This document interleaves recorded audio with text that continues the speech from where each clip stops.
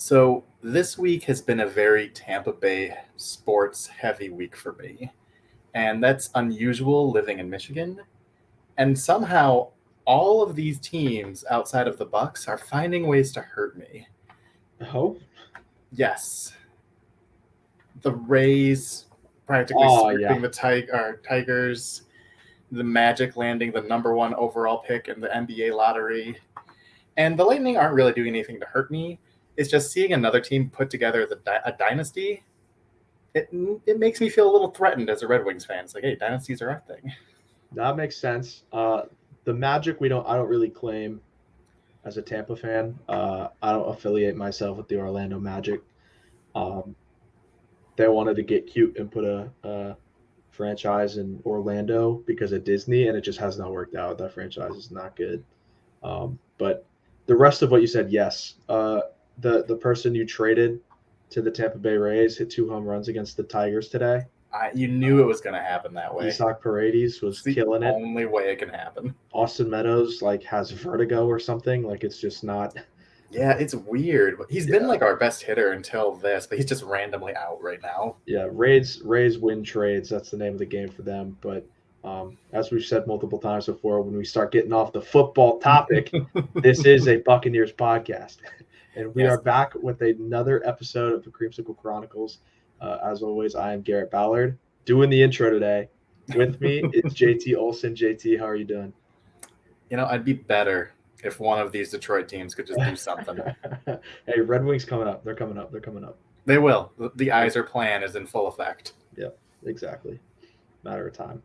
But off season, hitting that stretch where everyone's like, what's kind of going on now? I don't really, it's not the time of the year where the casual football fan is going to be hyped to see their team start OTAs, Rookie minicamp is over for every team. They're moving into OTAs, voluntary.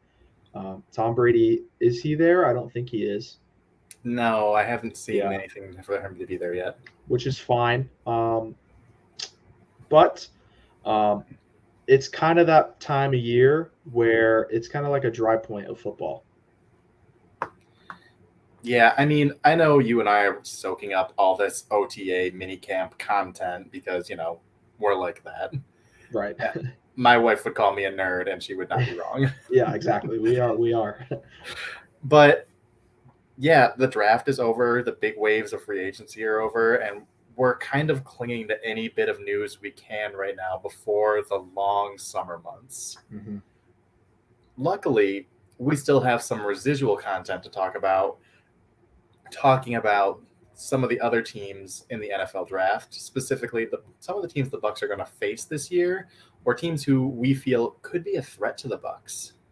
Yeah, last week we obviously did the schedule review, kind of talking about the schedule and how we feel it could play out for the Bucs. And this week we're going to kind of go back through it, not in full because we don't really want to spend too much time talking about the teams that we think we're going to easily beat, even if they had a good draft. But we're going to go back through, talk about the teams that we feel could compete with the Bucs this year, maybe toss us a loss, maybe even see in the Super Bowl. And we're going to talk about their draft and how we think they did. So it's a short-ish number of teams who we view as a threat, but let's start with the biggest in-house threat. Let's talk about the New Orleans Saints because they were active in this draft. It's funny because they were active, yet they only had 5 picks, right? Obviously, they made the trade. Was it a month before with the Eagles? I can't remember exactly. I don't think it was even that long. It was a couple weeks before the draft. Yeah, it was pretty recent before the draft, but they made that trade to come up and grab another first-round pick this year. And then they traded up in the first round to land their first pick of the weekend, which was Chris Olave, the wide receiver out of Ohio State. That was pretty expected. I feel like when we were talking about the Saints and what they could do in the offseason to really bolster their team, it was receiver and O-line with their first 2 picks, and that's exactly what they did. Yeah, and I think they got a really good one in Chris Olave. I think he's a perfect complement to what they already have in-house with Michael Thomas. Just looking at his speed, he's got some physicality to him. He has the potential to be a great route runner. Mhm. He's super fluid. I just think he takes what was a pretty pedestrian Saints receiving core overall, and he makes them really scary. It's definitely the combination of him and Jarvis Landry, who I feel like they're Michael Thomas, Jarvis Landry, and Chris Olave are an interesting trio of wide receivers to me, because they're going to rely on the majority of their downfield passing from a rookie receiver. Olave is going to be better than Thomas. Thomas, I feel like, can do it, and if they let him, is going to be something that we'll have to see because they have a stronger arm quarterback with Jameis now. But that might have just been a side effect of Drew Brees in his decaying arm. But as it looks, Chris Olave is going to be handling the majority of those downfield reps. And I feel like he's the kind of receiver that kind of counters the Bucs secondary. Yeah, we've always talked about the smaller, shiftier kind of receivers are a problem for big physical corners. Mhm. Not just for the Bucs, but just in terms of body type, in terms of matchup. Yeah. When you're 6'2", 215, you're not as agile or as quick as a guy who's 5'10", 180. Yeah, it's kind of like the quick, not fast argument, even though Olave is fast. Very fast. Yeah, I ran a 4.3 at the combine in the 4.3s. But looking at kind of how Cooper Kupp has attacked this defense, I feel like we're going to see really similar stuff from Chris Olave, just kind of working over the middle of the field, getting into the soft spots behind the linebackers, and just beating their guy. We're going to need our corners to step up big time this year against Chris Olave twice a year because, like you said, they're big, physical, and they don't really have the hip fluidity and the quickness to keep up with these guys. Especially when you think that Chris Olave is going to be going against corner 2, corner 3 for the Bucs, because Carlton Davis is typically going to match up on Michael Thomas, and he can handle him fairly well. They're each going to get their wins in. They're both really good at what they do, and neither is a terrible matchup for the other. It's just going to be best on best. Yeah.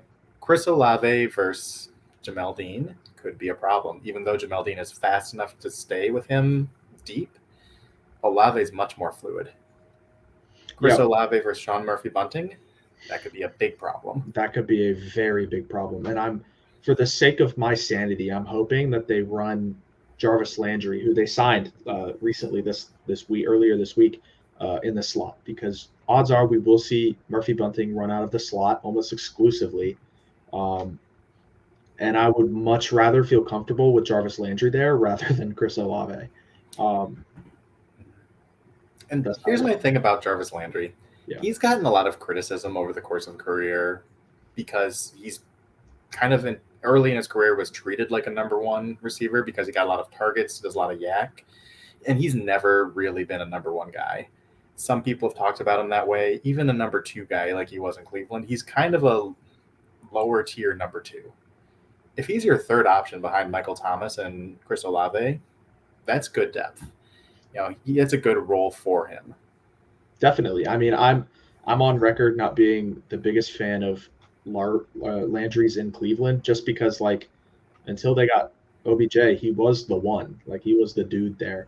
And he was in Miami prior to that. Yeah, and people were, like, loving him, and I'm like, I just don't see it really. But as a 3, expectations are going to be low, coming off a pretty bad couple years in Cleveland with Baker Mayfield.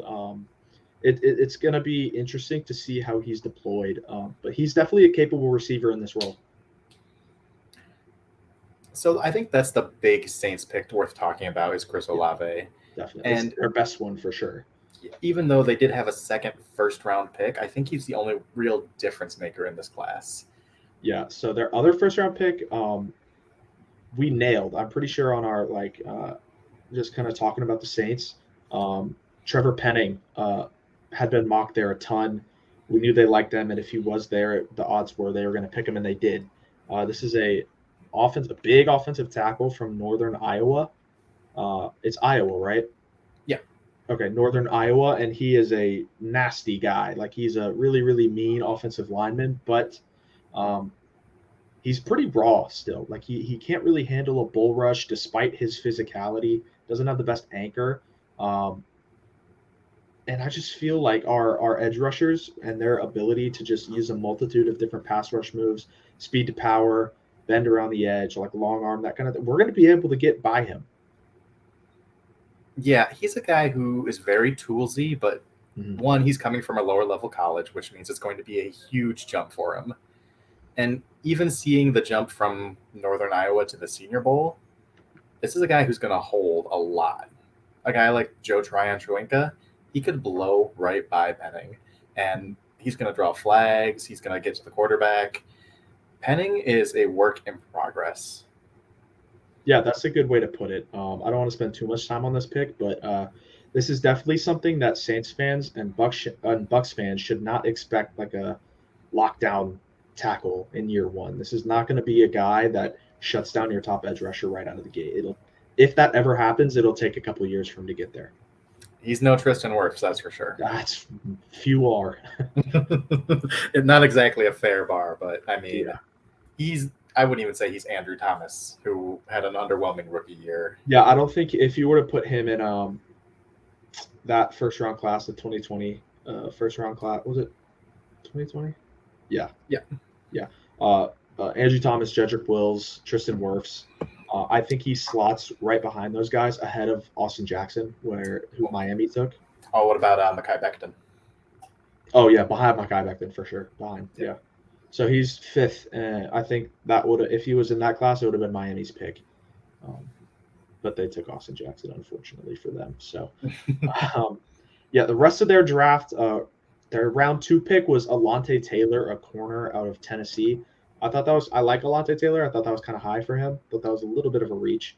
But as I've said before, Mickey Loomis just kind of makes things work. I don't really know how, but and then they got DeMarco Jackson, and then a linebacker, and then Jordan Jackson, an edge rusher. 2 guys who I don't really think will affect anything very much. Yeah, outside of the first round, I don't think they got any real contributors this year, because you look at the Saints secondary, it's really deep. That's the strength of their team. So drafting a defensive back, how is he going to find his way onto the field? That's not really a clear path. Yeah, the Saints had a interesting draft, to say the least. It was not my favorite, that's for sure. In terms of how this kind of affects the Bucks, it all kind of depends on how we're able to manage Chris Olave, I think, because the rest of it, I don't think really does anything to impact us negatively. I think it's all, if Chris Olave is playing well, the Saints are going to be playing really well, and if against us specifically. And if he's not, I think we'll be ahead. Yeah, Olave is the big get. He totally changes the dynamic of that offense. Mm-hmm. He helps change them from a defensive team who has one good receiver and Jameis Winston to, wow, that's a really nice receiving score. If Jameis Winston doesn't blow this could be a contender. And it's not, let's not forget about Alvin Kamara, who's one of the more talented receiving backs in the NFL. Is still there, still kicking, still doing his thing. So this is definitely a scary offensive unit to go up against, with a defensive backfield that might not be the strongest. So let's move on to another threat to the Bucks. Do you have one pulled up specifically, or do we just want to go on the biggest? I have a lot pulled up, so whatever you want to talk about next, I'm good for. Let's go to the Rams, because I think the Rams are still the biggest threat to the Bucks in terms of who is standing in your way of a Super Bowl. Absolutely. So the Rams didn't pick until round 3, pick 104, because they trade all their picks. F them picks, man. Les Snead is a maniac, and it works for him. But yeah, they didn't pick. So round 3, pick 104, and their first pick was Logan Bruss, an interior offensive lineman from Wisconsin. I have no idea. Wisconsin typically makes good offensive linemen. I mean, but he was not on my radar. It's like your standard round 3 interior guy, right? He's just going to come in and be a depth piece in the first year, and hopefully to evolve into a spot starter in the future. I won't lie, a lot of the names that the Rams picked, I am not familiar with. I feel like that's usually the Rams' MO. They pick a lot of Right. random guys, and they kind of piece it together. Now, saying that, I don't think there will ever be a time that a team plays the Rams and goes, "Oh yeah, let me go look at their drafts to see how they improved." As long as Les Snead is their GM, because if you want the Rams to improve in the draft, they will need a first and second round pick, which they never have. They haven't since like what 2018 or something crazy. Oh, yeah, it's been a long time. It's I been think a it's going to be long. 7 consecutive years they don't have a first-round pick. It's crazy, but they're kind of the same team. And I think it's worth noting the Rams had always been the team that found diamonds in the rough in those later rounds, and they kind of thrived with that. I mean, their defensive tackle, his name escapes me, but he was a really good run defender. Their linebacking depth, their offensive line, half their starter, they were all late-round picks. Mm. But the guy who was in charge of their draft at that time, he's no longer there for the last 2 years. He's the new GM in Detroit. So if the Rams were counting on getting depth pieces, late in the draft and they could be solid contributors, they're kind of in uncharted territory now. Yeah, it'll be kind of interesting to see how in the next couple of years the Browns' depth stands up to what it was, because like coming into this year, it's like they can rotate guys in and out whenever they want because they got a lot of good pieces, and they do really really good stuff drafting when they have picks. But as you said, Brad Holmes is now the GM in Detroit. That's a big guy that they lost in their front office, and it'll be interesting to see if their depth kind of shallows out. Who are some of the other names on this list? I don't have them up, but I'm curious to see if I recognize how many of them. You'll probably recognize 2 or 3 others, definitely 2. So their second pick was in the 4th round is Jacoby Durant, a corner from South Carolina State. Their next pick was, this is a name you'll know, Kyron Williams, running back from Notre Dame. Then they got Quentin Lake, a safety from UCLA. This is another one you'll know. Darion Kendrick, a corner from Georgia. Daniel Hardy, an edge from Montana State. Russ Yeast, a safety from Kansas State. And then A.J. Arcuri, an offensive lineman from Michigan State, to round out their draft. Here's what I know about those picks. Yep. Kyron Williams tested very poorly athletically. Yep. The corner from Georgia, Kendrick, tested terribly. I think Jordan Davis, the 200 or 350-pound nose tackle, tested better as a corner than Kendricks did. You are correct. That tells you a nose tackle is more athletic than the corner, in the speed drills and the quickness drills, and that's not good. No, definitely not. And I feel like they kind of don't care. I think this is a team that's big on trusting their eyes and the tape. And we've seen them turn guys who might not have the best testing, i.e. Cooper Kupp, into stars. I mean, this is a team with a really, really smart coaching staff, a really, really good development program who knows how to get the best out of their players. And it's just a matter of,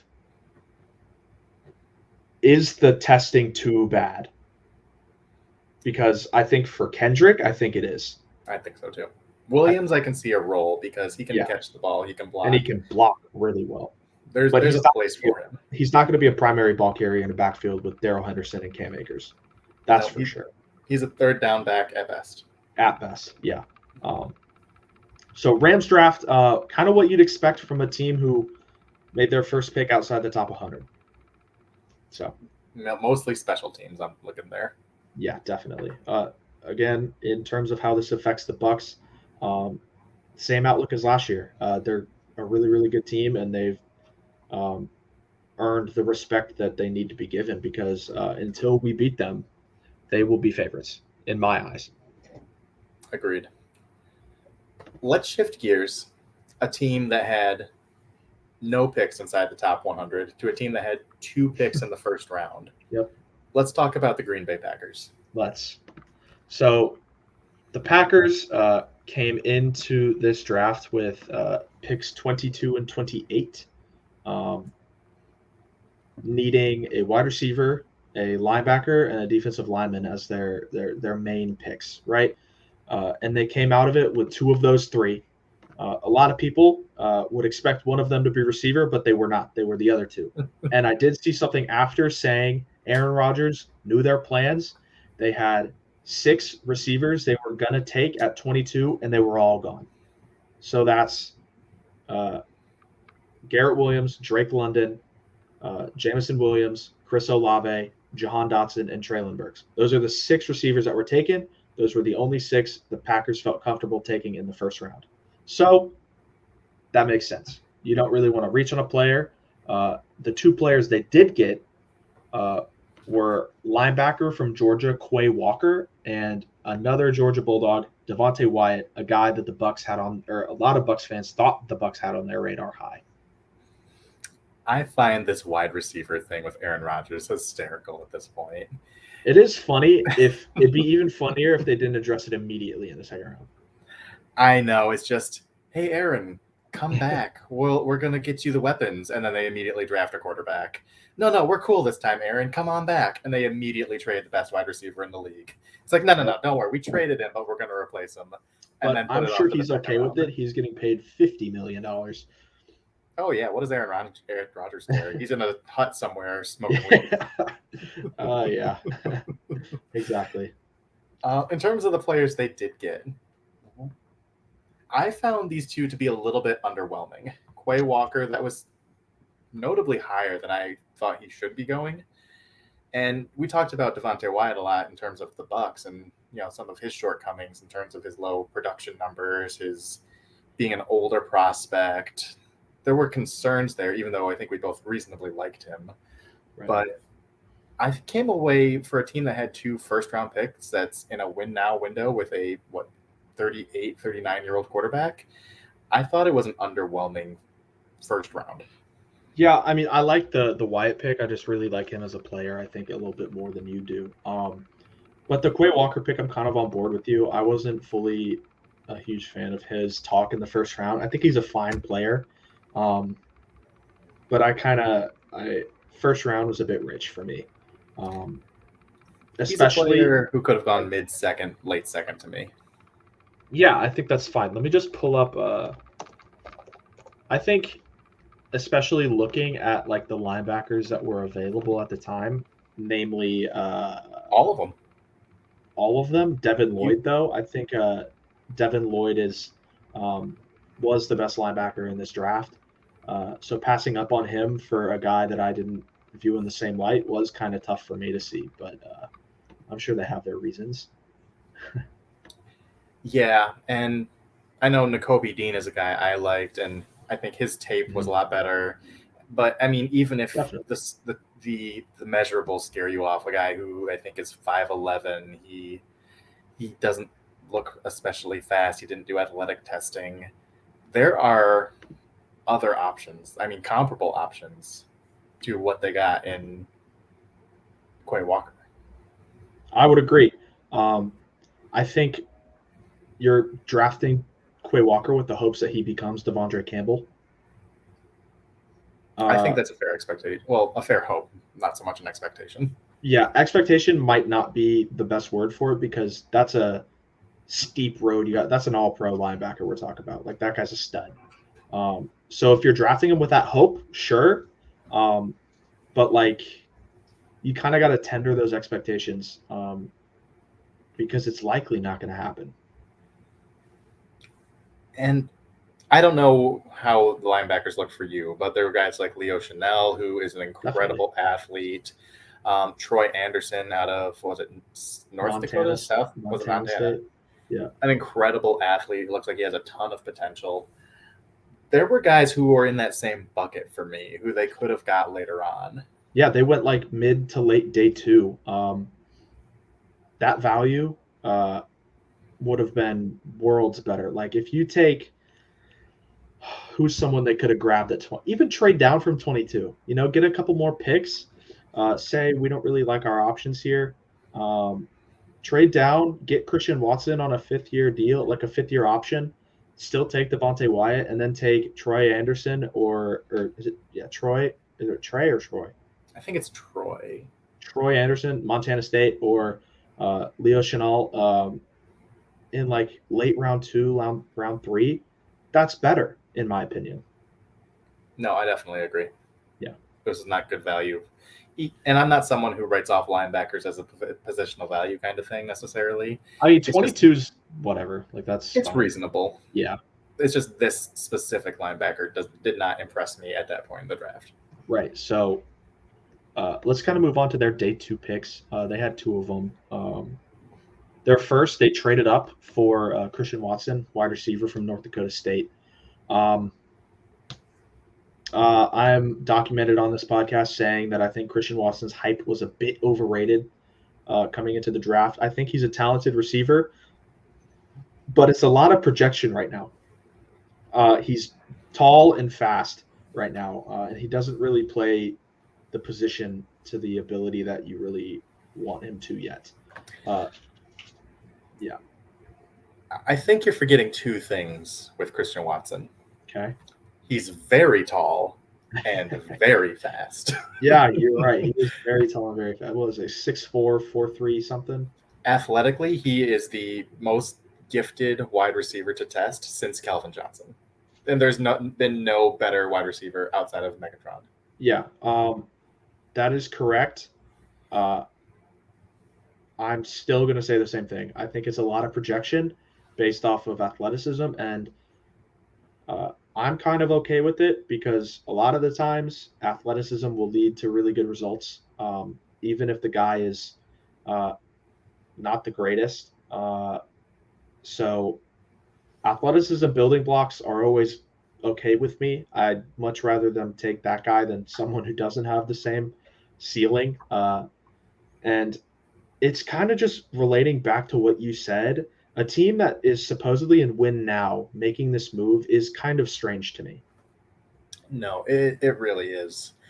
And I definitely get the potential with Watson. And he's, like we said with Penning, he's moldable clay. He could be a superstar one day, but not this day. I mean, right now, he's a deep threat because he can run really fast and he's really big.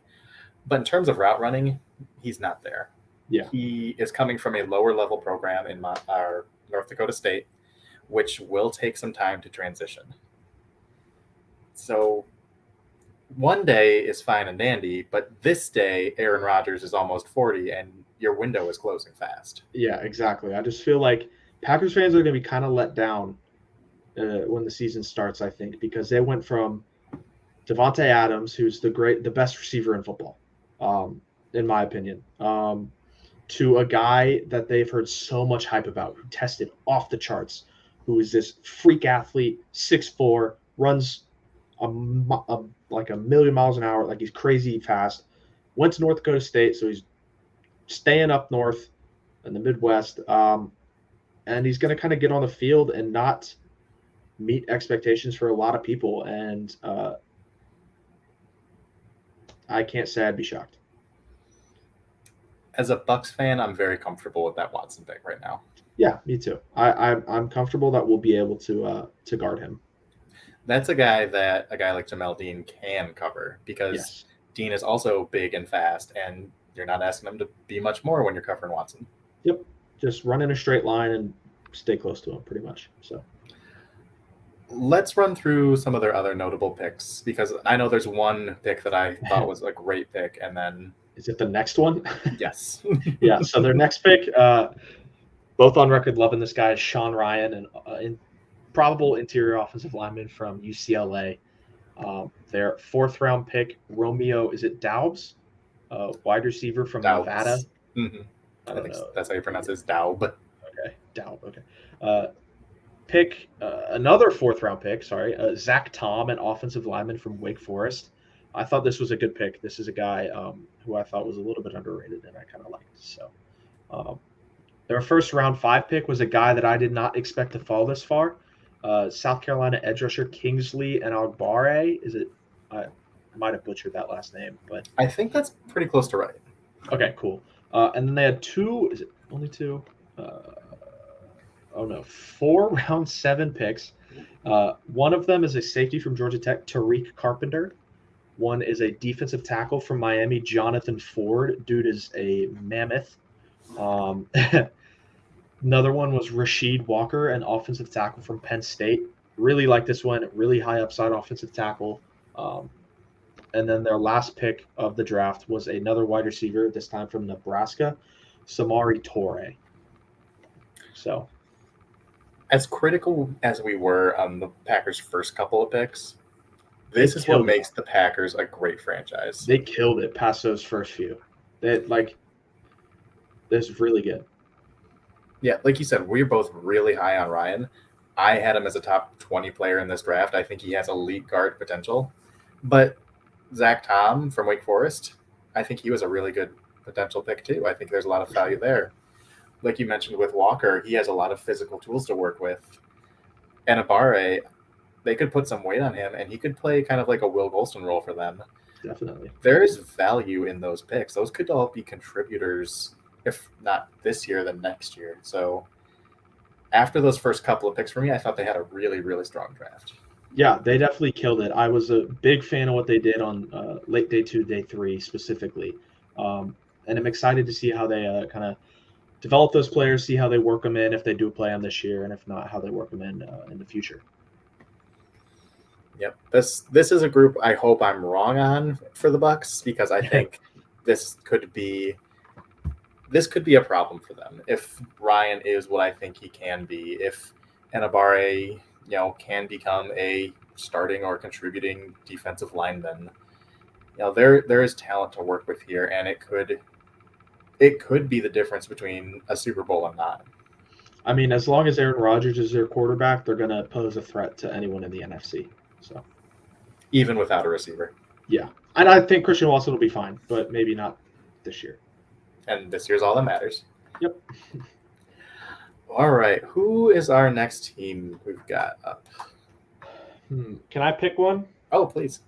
I'm going to pick the one that I think currently poses the biggest threat if we are going to lose a game in the regular season. It will be to this team, and it is the Kansas City Chiefs.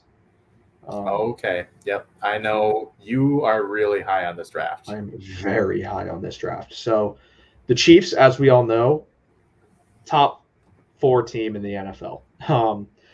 They are disgusting. It's like the Bucks, Rams, Bills, and Chiefs at the top right now. Bengals probably 5. This is a team that is good year in, year out, and we were kind of under their offseason up until this point. Brett Veach and whoever else they have in that front office making the draft picks killed it. This draft was full of incredible value matched with just incredible players. Like some of these players they got, I'm just like, how did they get them where they got them? Because it's absurd. So I'm just going to read off the draft before we talk about any specific pick. So they had 2 first-round picks. The first being Trent McDuffie, a cornerback from Washington. Second being George Karlaftis, an edge rusher from Purdue. Moving into the second round, they also had 2 picks. First being Skye Moore, a wide receiver from Western Michigan.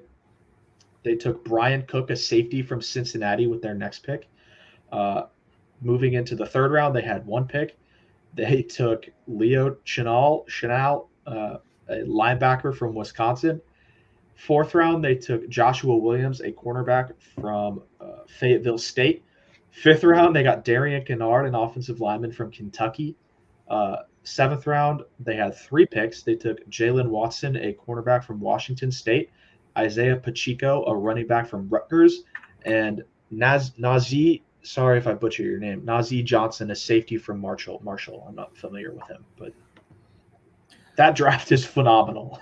Yeah, a lot of good players there.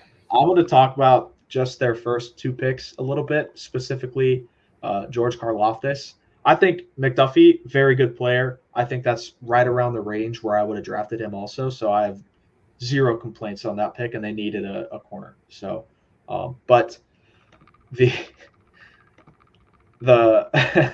George Karlaftis pick frustrated me because this guy, that is a top 10 player for me. I think that guy is a monster, and they got him at 30 on a team that needs an edge rusher bad. So we know Frank Clark, that trade didn't really work out for them. That guy's not very good on and off the field. and that was like their only edge rusher kind of. Like they had guys, they had Tano, Passanio, that dude, like just rotational guys who wouldn't really do a ton. And now they got a guy who I think has the ceiling of like TJ Watt. Like this dude, maybe not like It's high. not like the athletic ceiling, but like production wise, I think this guy can get there. I'm not saying he will, but I think he can. This guy has some of the best hands I've ever seen for a defensive lineman. He is tough. He's athletic. Like people were saying he's not athletic. That's just a lie. He is athletic. He can rush outside. He can counter back inside. You can slide him inside if you want. You can run anywhere. This is like one of my favorite picks of the entire draft. This is a home run selection for the Chiefs. Dude, I thought I was going to drop a hot take about George Karlaftis, and then you dropped TJ Watt's name, and now my take feels lukewarm. I might have gotten a little bit overzealous there. I don't. That might have been too much, but well, let me say this. I think George Karlaftis is going to be a better NFL pass rusher than Aiden Hutchinson. Oh, I had him higher than Hutchinson. I did too. I'm completely okay with that. Yeah, that is totally okay with me. Which felt like a hot take. Oh, he's better than number 2 overall pick, and then now it's just like, oh well, duh. I mean, he's going to be TJ Watt. Yeah, I have that as well. I think Hutchinson's great.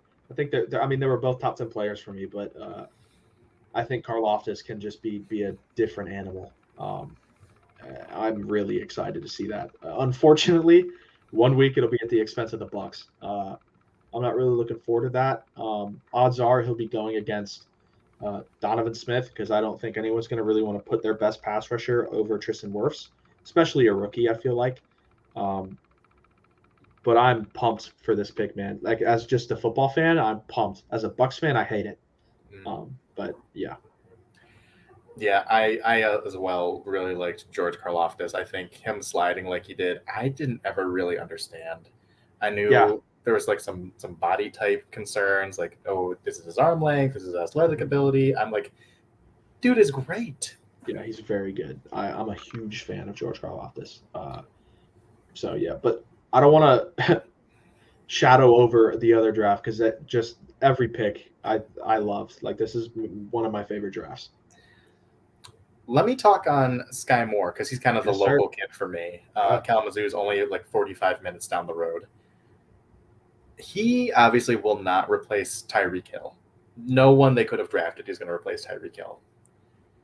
That being said, he's going to take a lot of pressure off Pat Mahomes. He is a really good route runner. He's a really good athlete. He can do all the gadgety kind of things. You can throw him a wide receiver screen. He can make plays happen with yards after catch, put him in motion. He does it all. And I think he's going to be their best receiver this year. With obviously Kelsey being a tight end, I think he'll be their best wide receiver. Yeah, I'm definitely on board with that take. I love Skye Moore. This guy was a top 40 player for me. I thought that he was in play at 30 for them. And I still feel like that might be the case. But let me pull up the draft. Like when I think did they trade back once in the second round? They had Miami's pick, right? I don't remember. Okay, I feel like they did. I thought they were going to take him, or I thought a couple teams were going to take him, and then he kept slipping. And I'm like, as soon as I saw the Chiefs on the clock, I'm like, this is Skye Moore. And it was, and great pick. Correct me if I'm wrong on this. Yeah. Did Wan'Dale Robinson go before Skye Moore? He did. He went before a lot of good receivers.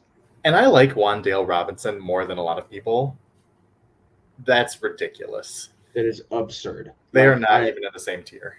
No, I don't think there's a lot of defending that pick personally. I think like Wan'Dale, fine player, that's like a gadget guy. You drafted Kadarius Toney last year, and you're already drafting his replacement. You're drafting Wan'Dale Robinson with the dream that he'll turn into Skye Moore. Yes, yeah, exactly. Wan'Dale is. I didn't like that pick, and I still don't. But the Chiefs did much better. And then so Brian Cook, I don't really. He's a good safety, great player from Cincinnati. That'll be a starter for them also. And then they got another guy who I was super high on that I know a few other people were in the late third round, and that's Leo Chanal from Wisconsin, the linebacker. And They got Nick Bolton last year, who I loved, and this is a similar player, and Leo Chanal, and they got him also. And I'm like, this is one of my favorite young linebacker duos in the league. Like, this is a tremendous pick again. Leo Chanal is fun. Oh yeah, He's kind of in the Devin White mold, where if you get him attacking forward, he's a beast. Sideline to sideline, he's just incredible. He's not going to offer the same explosiveness. Very few people do in the NFL, but in terms of just hit power and intensity and just ability to play the run, he's top tier. He ran pretty fast too. I think. Yeah, I think he was fine. Like 4s or low 4.5s, somewhere in that range, I think. In my head, I have Leo Chanal as a freak athlete. He probably is. This guy's a good player. It is pulling up right now. Wow, this is tiny. What did I do? I cannot remember. 40-yard dash 4.53. So he's low 4.5. Low 4.5s. So not quite as fast as Devin White. Yeah. But he looks really fast. And maybe that's because he's running in the Big Ten. But he's flying out there. 4.53 is plenty fast for a linebacker. Like, that is more than fast. So this is I cannot speak enough good words about this draft. I loved it. Was this a top 5 draft for you? 100%. This is a top 3 draft for me. Top easily. Because I think we both have the same number 1. Ravens are 1. Mm-hmm. It's the Jets and Chiefs vying for 2. Yeah, and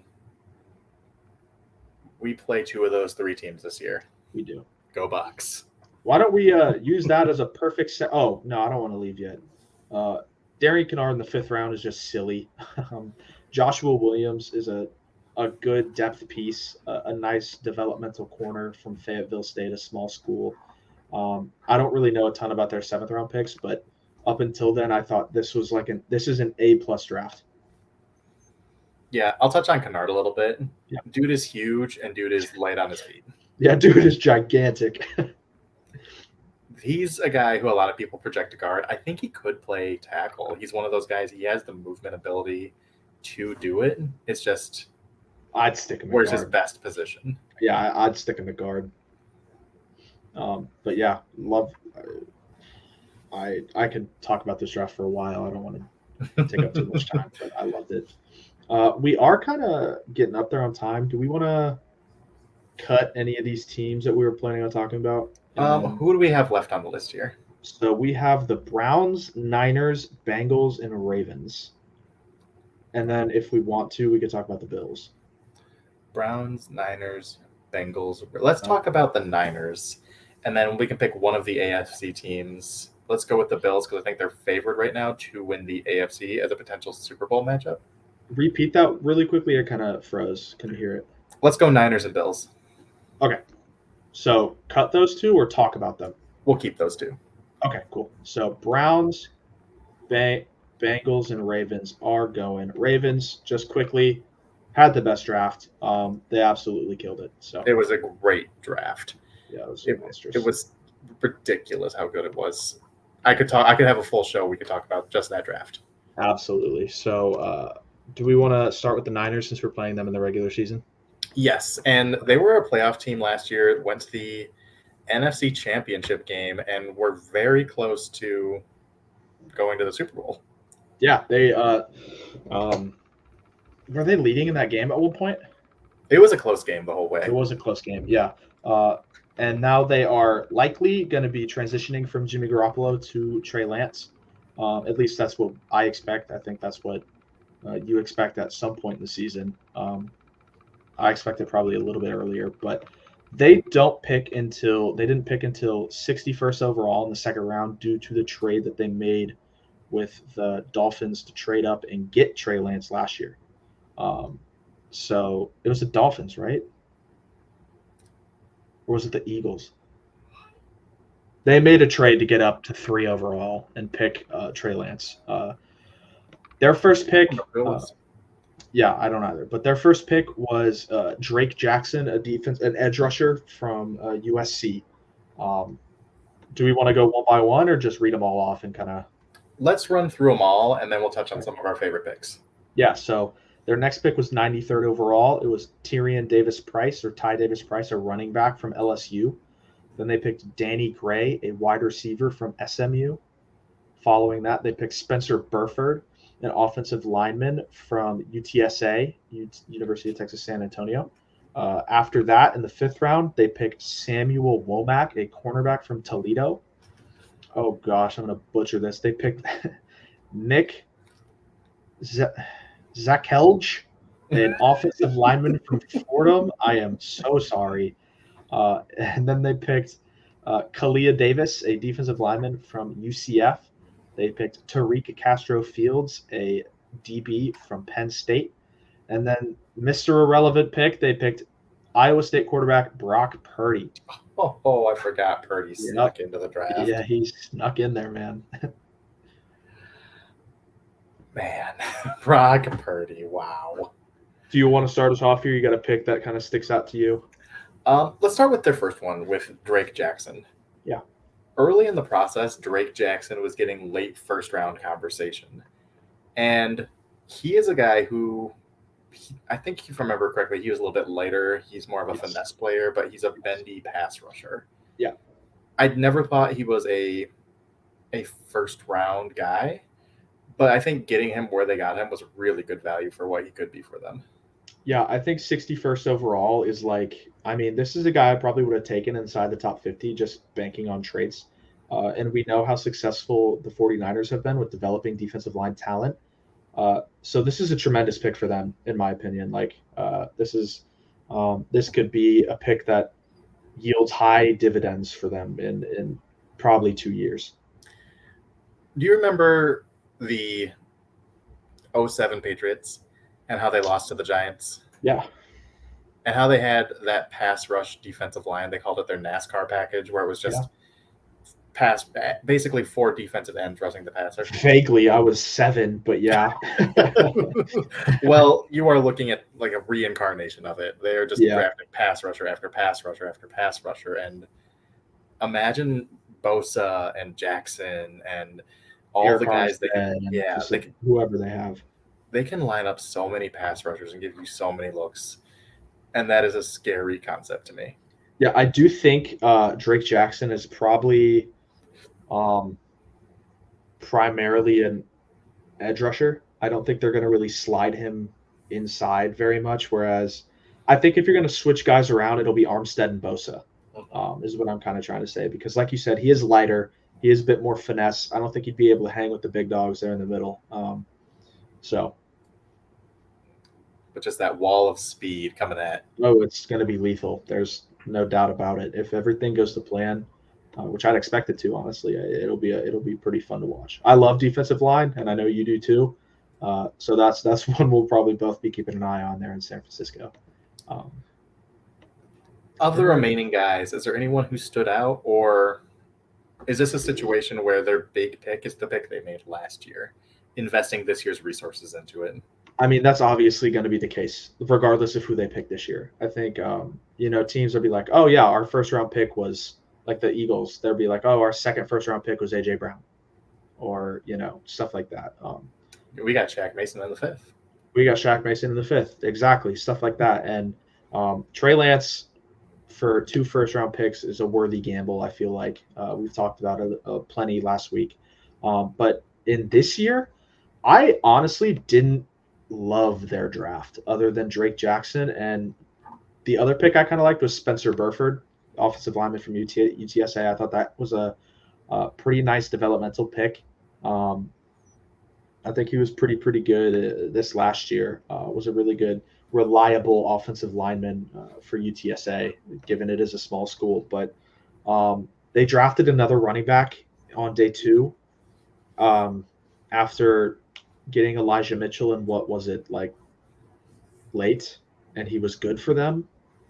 I don't understand. I get why they do it, because Kyle Shanahan's obsessed with running the ball well and having a lot of options. But this team has easily gone through the most running backs in the league in the past 4 years. It's kind of crazy to see how many they go through and how many kind of go through their system in a quick pace. They're in 1 year and they get traded or they're cut the next. Trey Sermon obviously didn't work out, so this could possibly be them saying we needed to find a different guy. But Ty Davis-Price was a guy that I didn't think was all that good until he had a 200-yard game against Florida when we couldn't stop counter. They ran counter over and over, and it worked every time. And then, don't get me started about that, but I can't relive it as a Florida fan. Yeah, Shanahan is just going to keep on picking backs and plugging them in until he finds his Clinton Portis, just like his dad did. Dude, Mitchell was good. Elijah Mitchell's a good running back. He's fine. Like, it blows my mind. I don't get it. And you have Debo. Like, you don't need more. Well, we'll see if they have Debo. I mean, they have Debo, but he doesn't want to play running back like he's doing. Yeah. Or he doesn't want to get paid like a running back. Oh, he shouldn't either. He is way too good. He's way too good for that. You can play him like it. Don't pay him like it, though. Anything A.J. Brown got, pay Debo. Yeah, for sure. Debo can do what A.J. Brown does plus some. But personally, I prefer Debo to Brown, but I think they're in that same tier. Other than those like 3 picks, I don't know a ton about this draft class. Like Khalil Davis, like their later guys. Tariq Castro-Fields is okay from what I've heard. Khalil Davis, don't really know anything about. Womack, I don't know a ton about. Danny Gray is I'm pretty sure like a smaller, shiftier guy. If I remember correctly, let me check. But wait a minute. There's a wide receiver who averaged. Okay, no, I'm crazy. Okay, good. He's kind of like an Antonio Gibson. He played a lot of running back, I think, or at least came out of the backfield. They said he averaged like 5 carries a game. That could be interesting. Debo backup, maybe go. Insurance plan in case he leaves. But yeah. But I agree. I don't think there's a lot of difference makers here. Jackson is going to be a part of their rotation, and he could be a valuable piece. Yep. But it all comes down to whether this draft affects the Bucs and is a threat to the Bucs if Trey Lance pans out. Yeah, that's the big question mark. Like if he's good, this team's going to be a threat to anybody. Yep. He gave up this year's first-round pick to get him. He has to be good this year. He does. I think he will be. But... He's definitely got the talent to be. Oh, yeah. Okay, that's going to be it for our regular season opponents. Now I think we were kind of shifting gears to include one opponent that we don't meet in the regular season, but if we do meet them, it will be in the Super Bowl. And that is the Josh Allen-led Buffalo Bills. And this is the team who's favored to win the AFC this year. Yes. So if the Bucs are going to make it to the Super Bowl, this is the most likely opponent they will see. And I don't know about you, Garrett, but I could definitely see that with this roster. I think this is not a sure thing by any means, but I think they are the team to beat. I 100% agree. Obviously, they lost their offensive coordinator and one of their front office guys in Joe Shane and Brian Dable to the Giants. But they still have Sean McDermott. They still have Josh Allen, and they still got Stephon Diggs and Tre'Davious White when he comes back. This is a team with a top-tier core. Like, there very few teams match this core in the NFL, and they had a pretty darn good draft to put on top of it. And it starts with that kid from Florida. It does, my guy, Kyer Elam. Everyone saw the video. Get the playbook on he's screaming at the owner. Get the playbook on the plane. It was so funny. And he's like, okay, Kyer. It was great. But Kyer Elam in the first round. Running back James Cook from Georgia in the second round. Linebacker from Baylor, Terrell Bernard in the third round. Then they didn't have a fourth-round pick. Wide receiver Khalil Shakir from Boise State in the fifth round. They got the punk god Matt Araiza from San Diego State in the sixth round. Their other three sixth round, my goodness. Their second sixth-round pick was cornerback Christian Benford. I don't know where these guys went. Their third sixth-round pick was offensive tackle Luke Tenuta. And then I know where he went. It's blanking in my head. Round 7, linebacker Balin Spector. I really like the first 3 picks they had in this draft. Me too. And I think Kyrie Irving's going to be a great number 2 corner. I think there's a lot to like about him. I've been clamoring for this team to get someone other than who did they have forever? Anthony Averett, was it? No. They had Levi Wallace. Oh my God, they had him forever, and he was just average. Tre'Davious White's doing the Lord's work on the other side. Like, oh my gosh, and they refused to invest anything in quarterback after Trey White. It was so frustrating, and they finally got a guy who I think is, funnily enough, in a situation similar to Trey White. I think these are two bigger corners who are pretty fluid, who dropped for some reason. Dropped more than I would have liked them to. Like Trey White, they got him at like what, 29? Something late like that. And then they got Elam at 23, which is, I guess, fine, but this is a top 15 player for me. This is a 6'2" or 6'1" corner, ran a 4.3, fluid for his size, good ball skills, great in man coverage, good in zone coverage. Like, this is a perfect corner for this team. This is exactly what you want. And you saw his attitude in that video when he got drafted. This is a tremendous pick for on the field, in the locker room, whatever you want. Yeah, he, I think, was one of the top 4 corners, could have easily gone top 20 in this draft. And I agree. That includes Andrew Booth, who I thought was a top 10 player, fell with injury concerns, but he was right up there with Derek Stingley and Sauce Gardner, who both went top 5. He was in that same tier for me. Yeah, I would agree. I had him CB3, top 15 player. Yeah, this is a home run pick. Fills a need, great talent. Their next pick, people complain about value with running back picks all the time. They pick James Cook from Georgia. He's a good player. Like, I get the value concerns, like we drafted a running back high. Like, I get that, and it's a valid concern because, like, a lot of the time, it's just smarter to not do that. But James Cook offers a level of receiving that a lot of running backs don't give you. So I think that makes this pick okay. I think that makes this pick totally fine. And he's going to bring an element to your game that you really haven't had out of the backfield. Yeah, and I know a lot of Bucs fans wanted Cook as their running back option. And if he were still there, I think he would have been the Bucs' next pick over Rachaad White. I agree. So I think the Bills probably went a little early on him to get the player they wanted, because another team would have if they didn't. Yeah, I agree with you. It's kind of like, I wonder if they would have taken the Bucs. I wonder if they would have taken him over Godeke. They traded over the Bills to get. Oh, they did. You're right. Oh my gosh. Yeah. Okay. I'm crazy. Never mind. I'm scratch what I just said. But I think he definitely would have been their next pick. Yeah, I would agree. Their third pick is a guy I've been a fan of since last summer. Linebacker from Baylor, Terrell Bernard. Bit smaller, a bit lighter, but he can fly. Like, the dude can move around the field. Instinctual, pretty good in coverage, really good knifing through and getting into the backfield. Personal favorite player of mine this year, so I love the pick. I absolutely agree. Linebacker was not huge on the Bucs' list of needs this year, but watching him, I really would not have minded him being picked in this range, round 3, round 4, as an heir apparent to Devonta David, because I would have loved a really good player. Yeah, I would have loved that. I think he has a pretty similar skill set in terms of run defense to Devonta, and I think getting under Devonta would have been great for his coverage ability.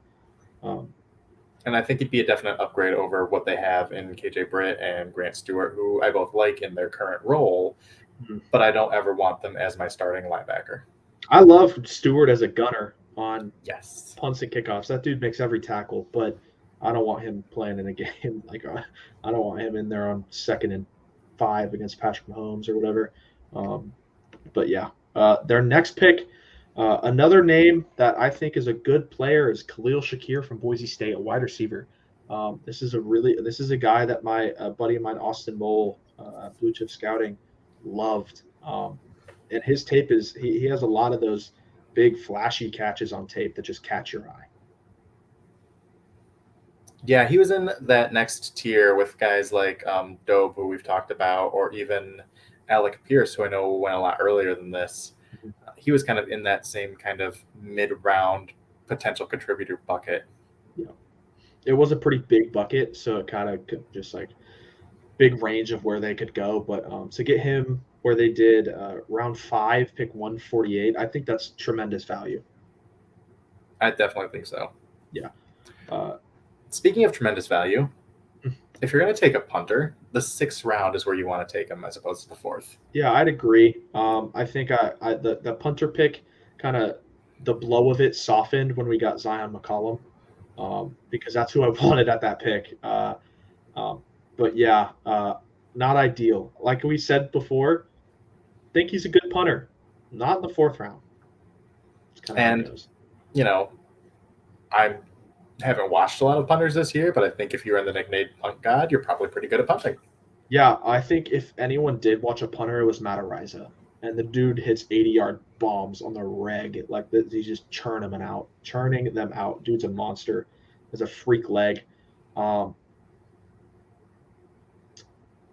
There's not much to say. It's a punter pick in the 6th round, pretty standard, I feel like. But yeah, just like with the Bucks, he'll start for them, and that's all you can hope for if you're going to draft a punter. He's going to be a good starter at his position. Ideally, we make the Bills punt a lot when we play them in the Super Bowl, hopefully. But hopefully he doesn't pin us within the 5-yard line, because I think that was one thing that I saw on Twitter, is that people were not certain that he could pin them within the 20-yard line. Like, his punts would get there, but they'd get straight to the returner, and he wouldn't be able to get it downed within the 20. A lot of touchbacks, I think. I might be crazy. I can't remember. Punter stats are not my expertise. The fine minutia of punting right here, breaking it down. It's a niche thing for sure, and I respect the people who know what they're talking about. There is football nerdy, and then there is breaking down punters nerdy. Yeah, it's definitely a science that I'm not good at. But their next 3 picks, Christian Benford, Luke Tenuta, and Balin Spector, I know minimal about, like pretty much nothing. I am right there with you. But I would say top to bottom, this is a good draft. You get 3 legitimate contributors and a special teams potentially ace. Yeah, I don't think like this is a draft where you're like, oh, they killed it. But this is like a fun. You're like, yeah, I'm happy with it. If you're a Bills fan, you love the 1st round pick. 2nd round pick's good. You can be a little bit of qualms about the value, and then I think Bernard's a good developmental piece at linebacker. So it's a fine draft. Think the real ones you got to watch out for this year's contribution are Elam, obviously, and then James Cook in a big time receiving role. And really, I don't think their running back position is solidified, so he could be their full-time starter. He could be. I feel like that'd be a bit of a mistake, though. I don't disagree. I think when you're more of a finesse pass-catching running back, even a guy like Alvin Kamara, you need a Mark Ingram to take that punishment off of your shoulders. Yeah, it's not the 80s where you just had a guy you could give him run it up the gut every time. Like, if you have a guy who's smaller like James Cook who's going to catch the ball, like you said, you need to have the boulder to complement him. You know what? Maybe that boulder is Josh Allen in the read option. Hey, it could be. Phenomenal runner, Josh Allen. That guy's a freak. But all right, that's going to wrap up our draft conversation. I do have one more thing I want to touch on, and I haven't really clued in Garrett what this thing is. I wanted to catch him off guard with it a little bit. Yeah, as he shifts uncomfortably. Before recording, he's like, "I'm going to show you something at the end," and I'm not going to tell you what it is. And I'm like, "Oh, okay." So the Bucks recently had their rookie minicamp, and they're into OTAs. And I'm not going to have an in-depth conversation about, how those OTAs are going, who's doing well at practice, because I'm not there. I don't really know. What I do know is the list of rookie jersey numbers. So, Garrett, I'm going to ask you, of the Bucks draft picks, I need a power ranking. Best jersey numbers. Okay. And I have the tweet from Greg Allman who tweeted it out. Yes, please pull that up because I can't recite them from memory. Where did I put my Twitter? Here we go. Are we doing Got it. UDFAs too, or just the picks? Just the draft picks. I'm not going to make you get you get that in the weeds in it. Okay, so I'm just going to go top to bottom, just kind of thoughts. Logan Hall 90, love that. I think defensive linemen in the 90s are sick, especially like the 99, 95, and 90. I like the incremental numbers. Godeke 67, big time offensive line number. Don't really have any problems with it. Rashad White 29. I think 29 is a pretty ugly looking number. Yep, here's where we stumble. Yeah. Do you like 29? Not on a corner. I mean, if you're going to be... Wait, that's a running back. I don't like it on anyone. Yeah, 29 is not a great number. I'm not a huge fan of that. I think 88. I think the 80s, I know receivers can pick 80s. 80s should be reserved for the tight ends. I guess you could pick any number now. But I think 88 is a good number for a tight end. Jason Witten, right? He was 88. Love it. Camarda, 5. Punter getting single digits is weird to me. Give him 29. Give White 5. Switch him. Oh, man. Zion McCollum 27 isn't good either. Brother. Pick like just – does anyone have 25? I don't think so. Give him 25. What's Giovanni Bernard's number? Oh, he might be 25. I forgot we brought him back. He might be 25. Yeah. Then give him like a teen number. I don't like 27. That's ugly. See, I love 27 on a running back because I grew up a big Eddie George fan. That's fair. It does not work on a corner for me. Yeah, O'Keefe 41 is hilarious. If you're gonna pick that a dude is gonna get 41, it's gonna be a 7th round blocking tight end named O'Keefe from Minnesota. And then Andre Anthony 46. 46 for an outside linebacker. What do we have? 9 and 58. 46. Pick. Nah, you got to go with the aesthetic of the team. Either get a single digit, which is not going to happen for a 7th round pick, or in the 50s near Shaq Barrett.